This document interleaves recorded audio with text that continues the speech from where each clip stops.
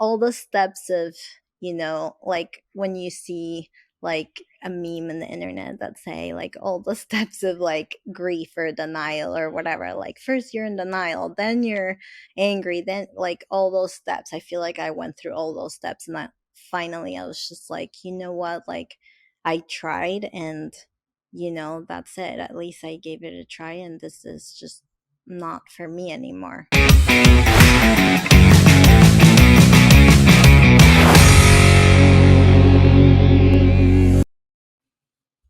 Hello and welcome to the Orlando podcast. With me today is Georgette, and I'll let her talk a little bit about what she does. But first of all, thank you for being here. Thank you, Tyler.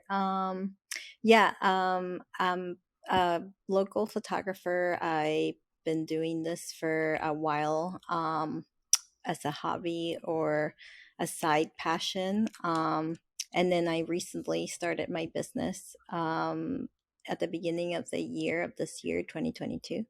And yeah, I right now I'm focusing on families, portraits, and also small events. And I'm also diving into small businesses, and just open to whatever comes my way. That's really cool. So I want to start off by asking the same question I ask everybody. Why is it that you do what you do? So well, I it all started when I was in school. I can't remember exactly how old I was. But my dad, he's always been into photography as a hobby, and he bought me my first camera.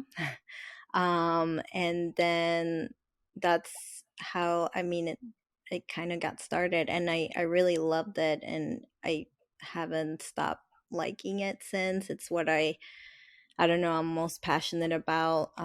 I've had other careers, and I had to just make a decision and decide that I wanted to do what I really like doing. And yeah, it was a learning experience.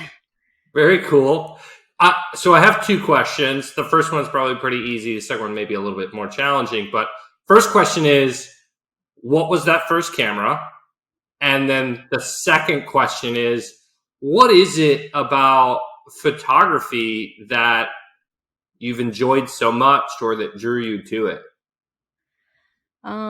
Okay, so the first question, the first camera I had was Nikon. To be honest, I believe I still have it, but I can't recall the model. It was not digital. It was film. And that's how I actually got started in film photography when I was still living in Venezuela. And I had to learn how to develop the images and the film and everything.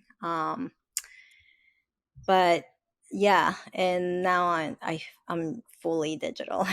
um, and then the second question was, what do I love about it? Yeah. Uh, well, so back to my background. I went to a photography school back home, called Roberto Mata. Um, and when I took a few classes there, and they focus a lot in documentary photography, and kind of capturing the moments, like behind the scenes, the assignments that we had were more to like focus on a subject or a theme and try to like capture all the details and moments of that theme. Mhm.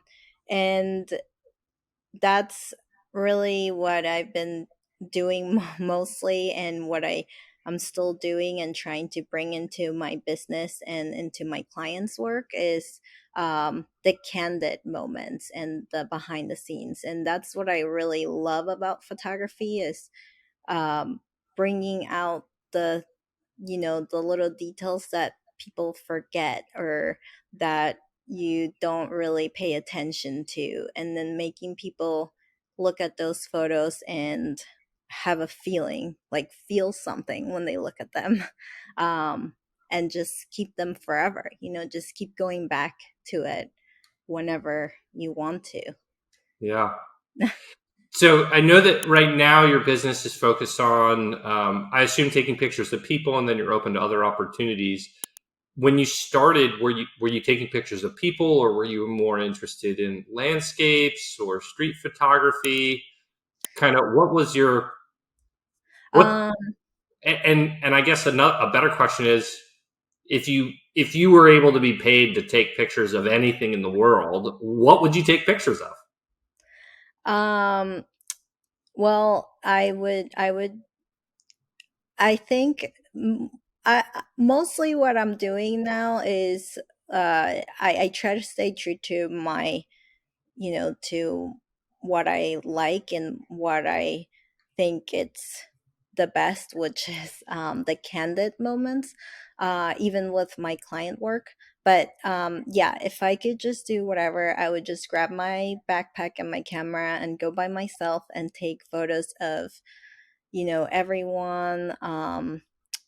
Take photos of things that people don't pay attention to a lot. Like I did a series on homeless people. Hmm. And then I started doing one about the old community. So I went to the old community buildings where a lot of the elderly people live, and I try to take photos of them. So yeah, I mean, I just love going and just finding out like mundane things that people don't really, think are pretty or whatever, or that they don't they don't really think about, and then bringing out those things into the public.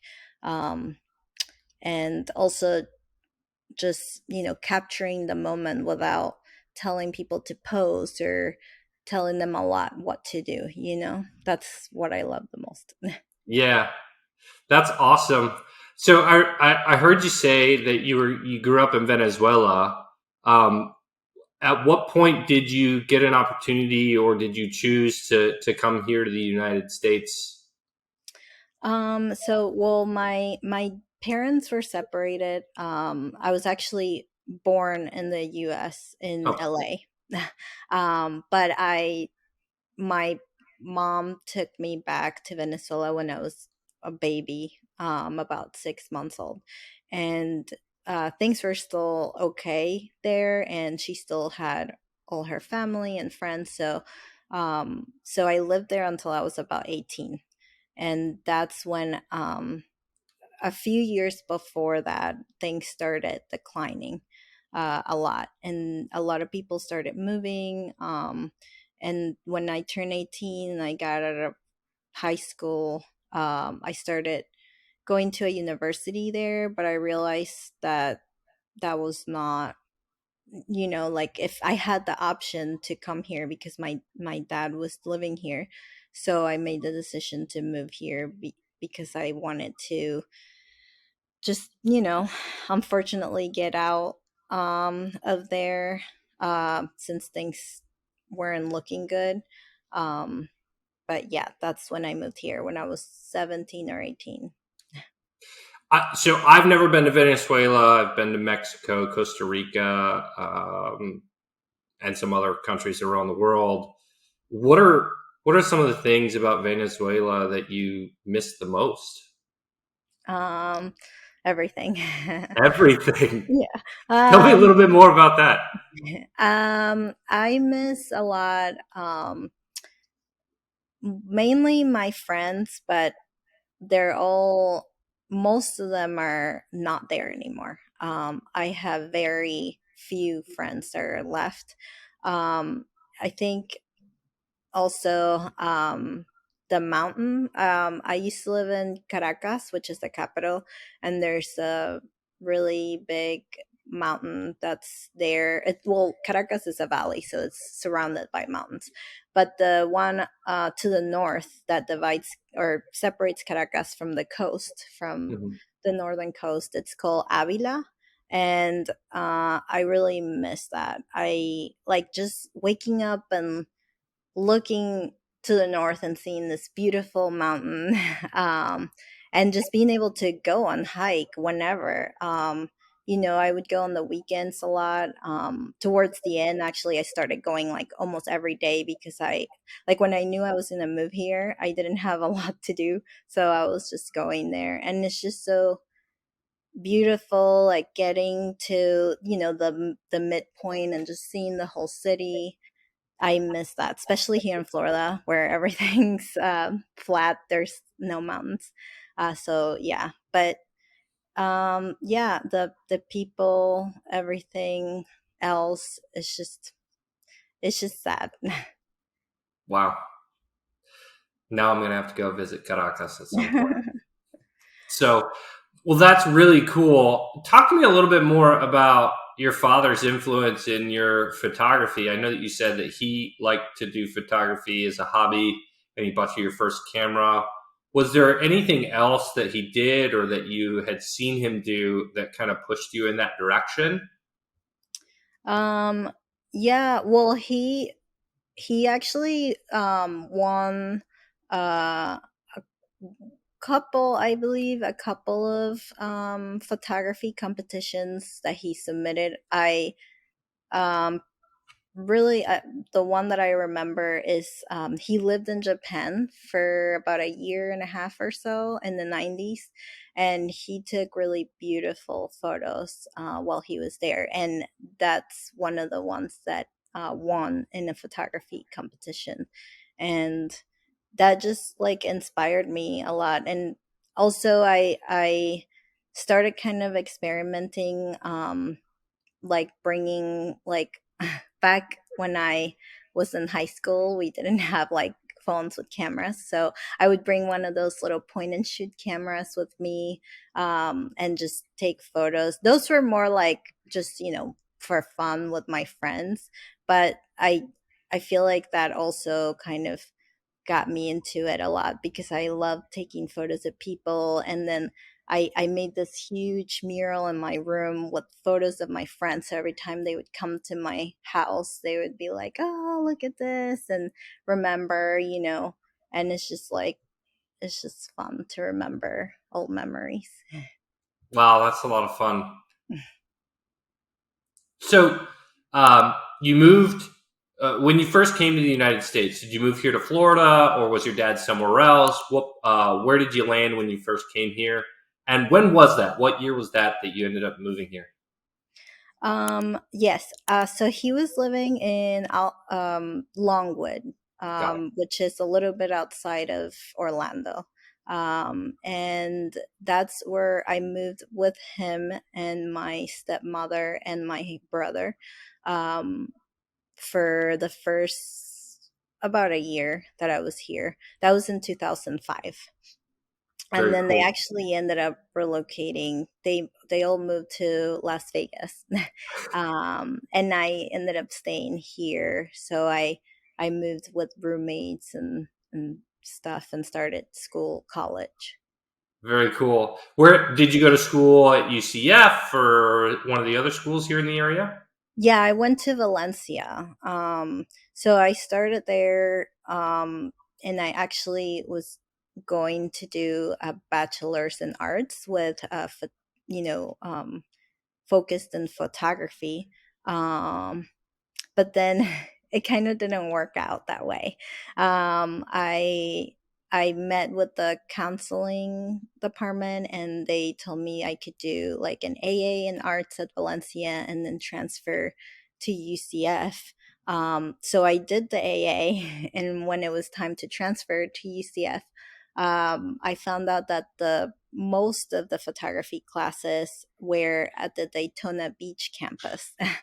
And not only that, but at the time, I don't know if it's changed now, but at the time, most of the classes were more theory focused, rather than, hands on. So that kind of like threw me off.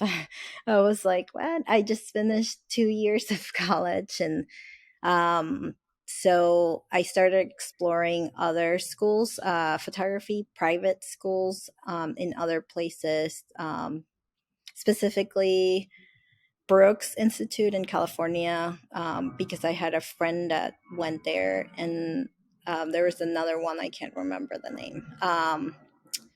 But yeah, and then I just realized I don't know, I was scared. I didn't want to get into a huge student loan, Yeah.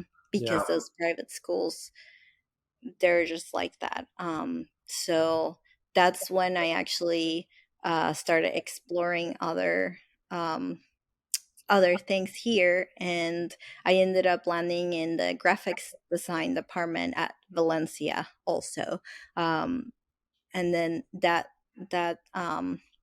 department is great. It was great, and it's probably better now. And they have an graphics design and then web design paths, and that's where I got my AS in graphics. Very cool. So I know you said that you started your photography business at the beginning of this year in 2022, and you mentioned that you had had some other careers and some other opportunities before that.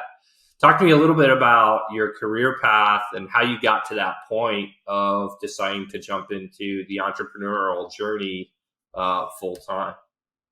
Hey, before we go any further, if you're enjoying this content, please like and subscribe so you can help us get the word out about these amazing people and businesses here in the Orlando area. Don't miss out on upcoming episodes and help out the show.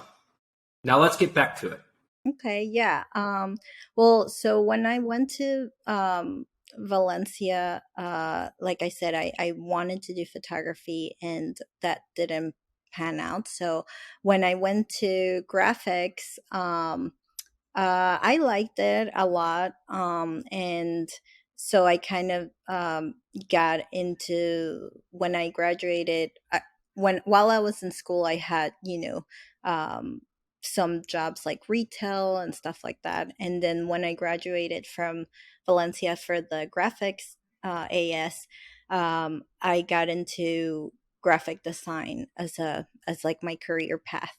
Um, I believe my first job was at Clear Channel Outdoor, which is the billboard company. Yeah. And I started there. I was there for a while, um, and then I kind of um, had one other job or two jobs, and then kind of my it was kind of like hard for at the time to find graphics jobs locally, and there wasn't a lot of like fully remote jobs at the time either.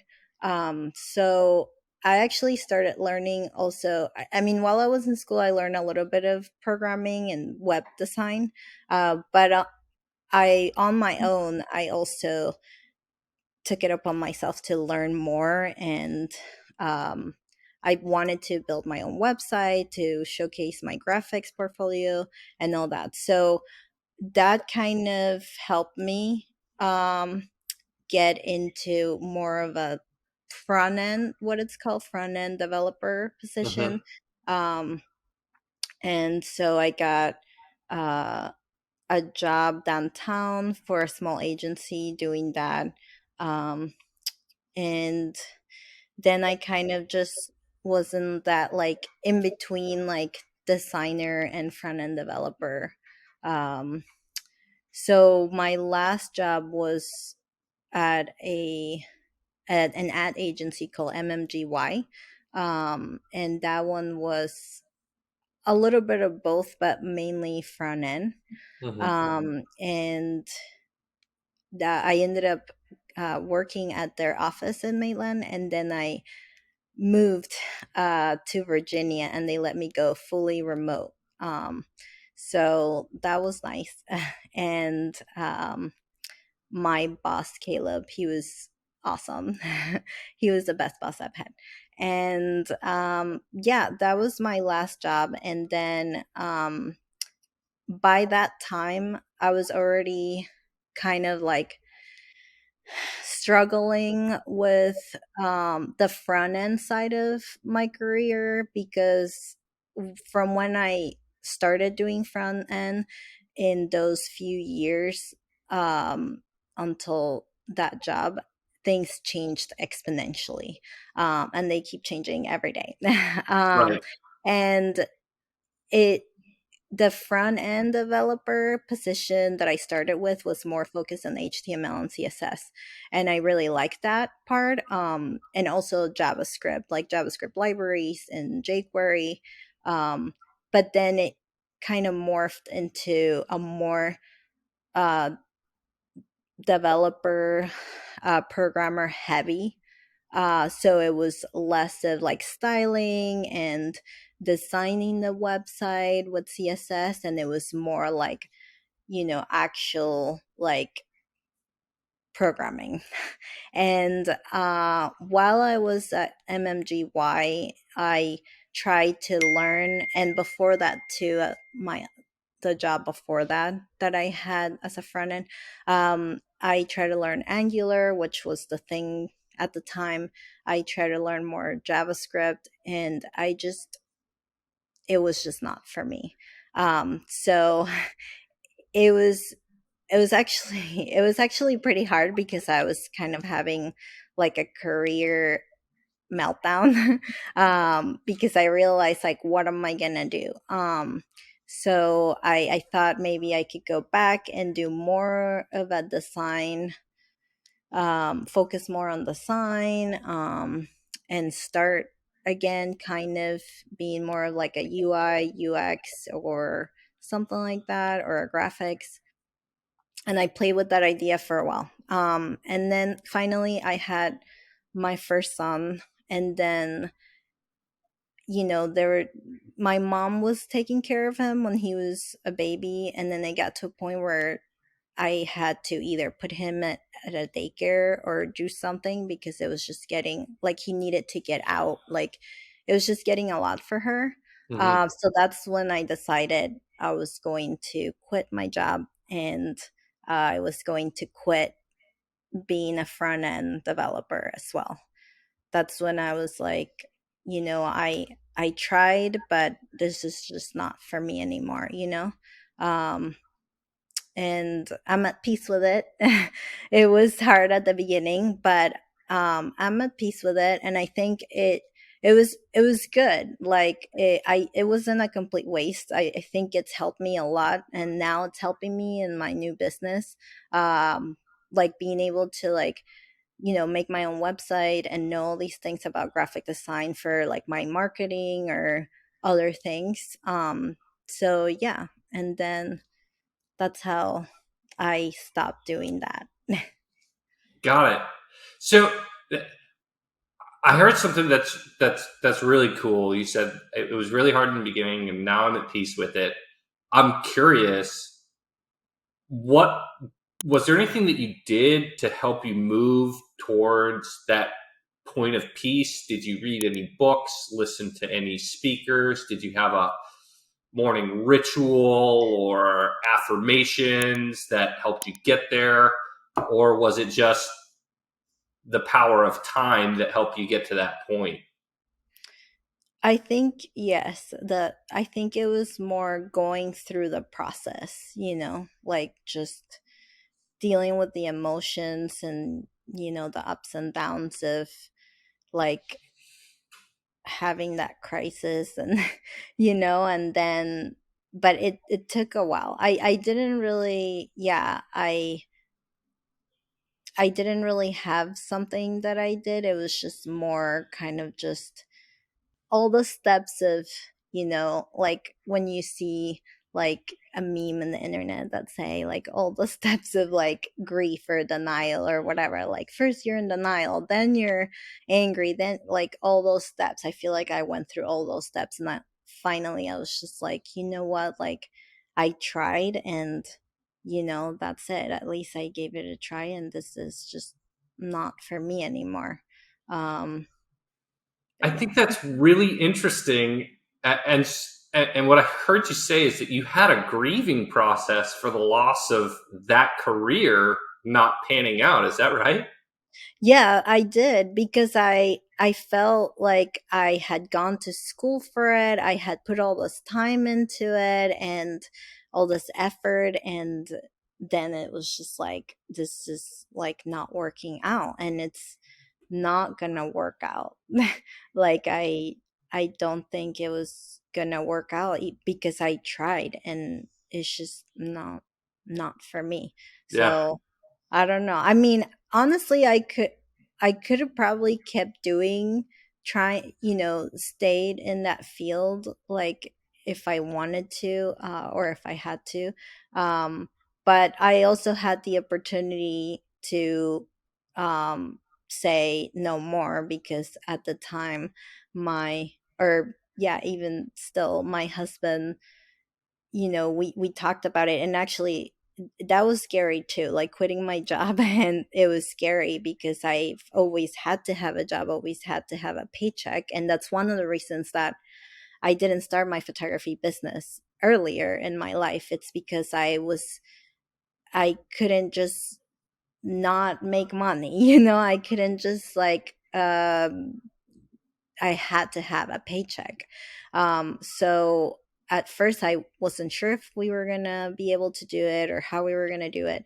But after a while, it was because of his support that I was able to say, okay, I'm gonna just quit and take a break and let this go. How important was that support from your spouse? Very. Yeah, I think if it wasn't because of that, I don't know, I probably would have been still doing some type of graphics, some type of, front end, as much as I could, I guess. Um, but yeah, I if it wasn't because of him, I wouldn't have been able to do this. I don't think, That's especially now with kids, if it was hard before I had kids, now it's even harder. right. Yeah.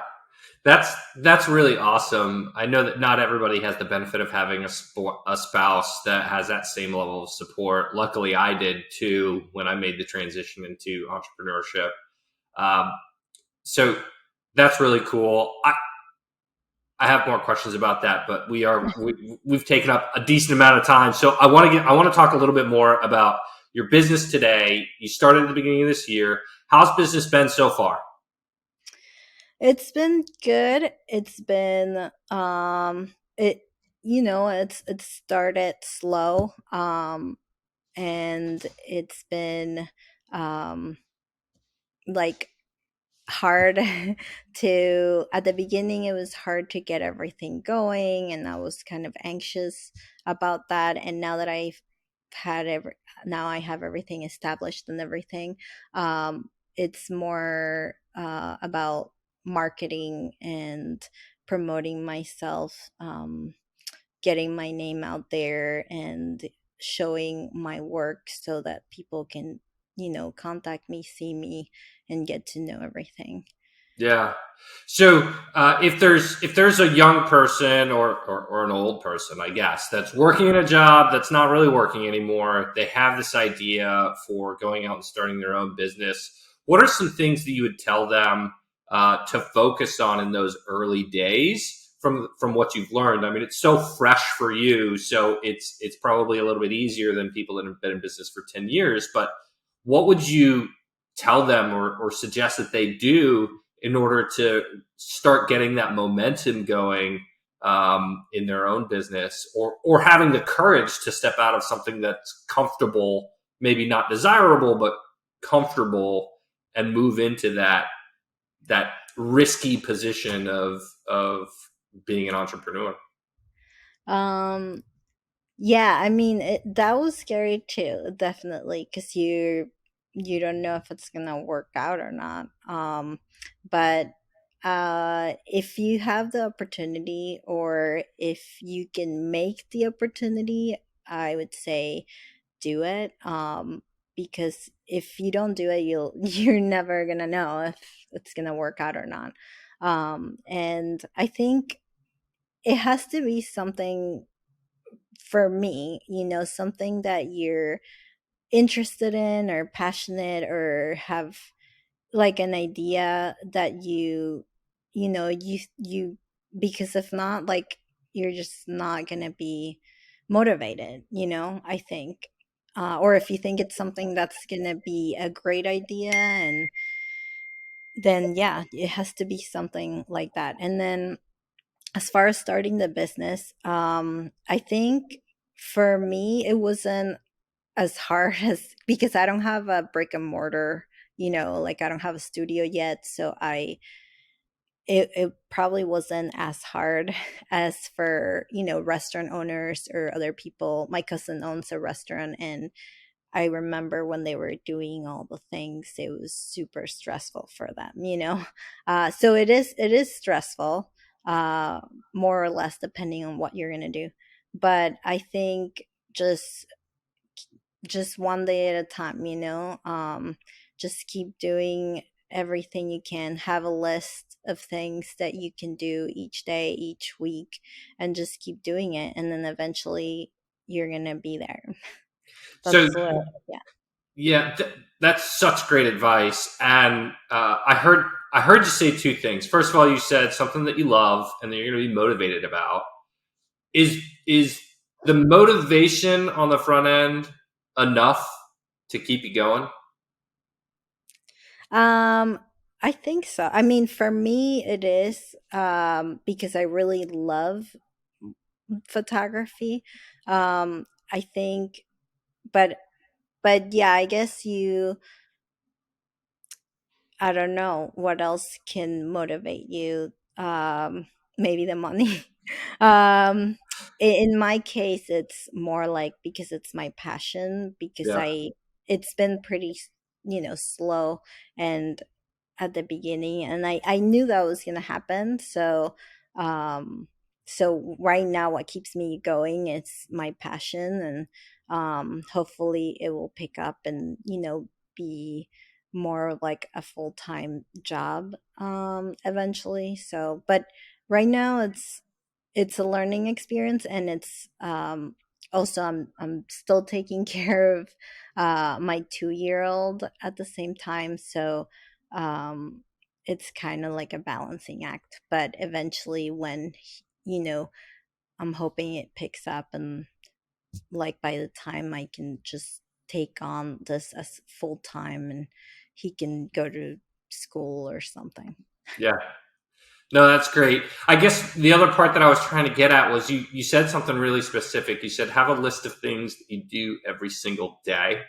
And for me, that leans back more to having discipline in the consistency of, because I wake up some days and I am not motivated to go and do what I need to do, but I know that motivation can be fleeting, whereas discipline is something that you do every day. It's consistency, and so that tip of having a list of things that you can do every day to move you forward, I think, is a big key. So you said it, and I was trying to get you to elaborate a little bit more. I heard it, so I'll help you articulate it. So that's Yeah. really cool. No, yeah, you're definitely right. I am a really organized person, I guess.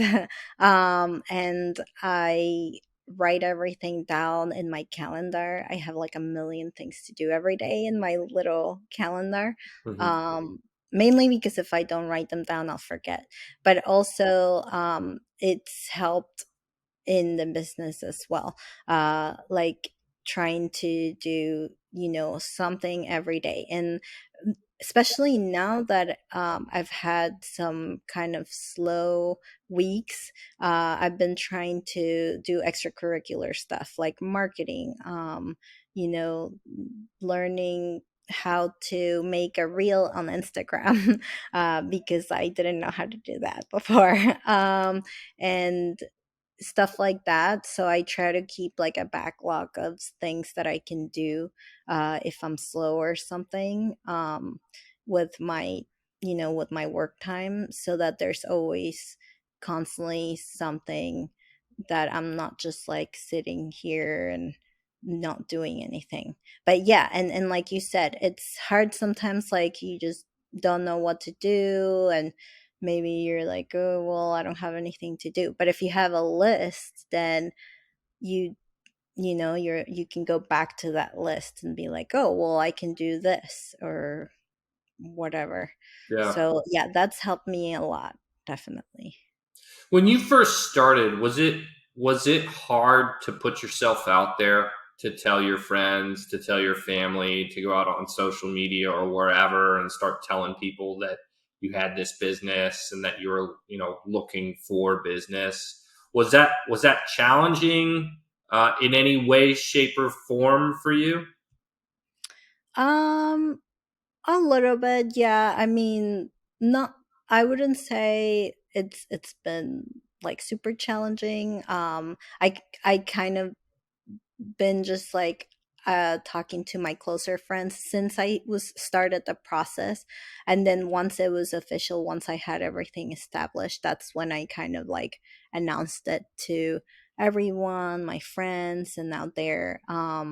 But yeah, I think my friends and my close friends and family have been really supportive, so that's helped a lot.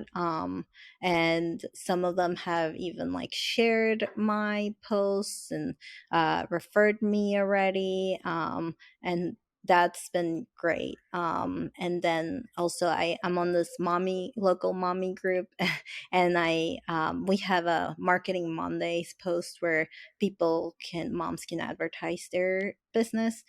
So I've done a little bit of that. But in terms of actually marketing myself in other ways, it has been a little bit challenging, yes. um because like I'm trying to see what works, what is worth it too. I actually found a couple of websites that focus on helping photographers get leads, and I tried one of them.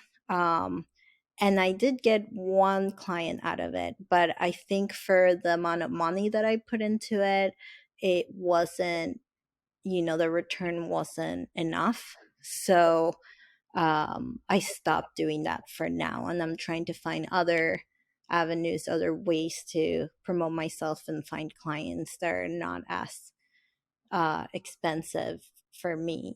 They're marketing things. Got So it. yeah, that's what I'm working on. It's been a process, and I'll have to keep working on that.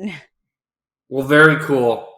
Well, so I've taken up a decent chunk of your time, and I want to be respectful of that. So, if people want to find you, want to learn more about your photography business, and book you for a session or something like that, where's the best place for them to go and find out more information about you? So the best place is going to be my website, which is mumasnap.com, MUMA snap.com altogether. And then there I have, you can see my photos, all the gallery, know more about myself. And then you can also, if you want to book a session, you can fill out the contact form, and that goes directly to me, and I'll get in touch with you. But I'm also on social media on Facebook and Instagram and Pinterest. And then if you want to message me there, if that's easier for people, that's fine as well. Awesome. Well, we will have all of your links to your social media as well as your website in the show notes of this. So, if you're listening to this and you'd like to learn more about Georgette's services, you can find some more information in the show notes, or you can just go directly to our website, mumasnap.com. I just want to say thank you so much for being here with me today. Before I let you go, if you had one piece of advice to give an entrepreneur that's just starting out, what's the one thing that you would give them as advice? I would say keep pushing, and, you know, believe in yourself, be confident, and just keep going one day at a time. Awesome. That's a good word. All right. Thank you so much for being here. And thank you, everyone, for tuning in. We'll see you around Central Florida. Thank you.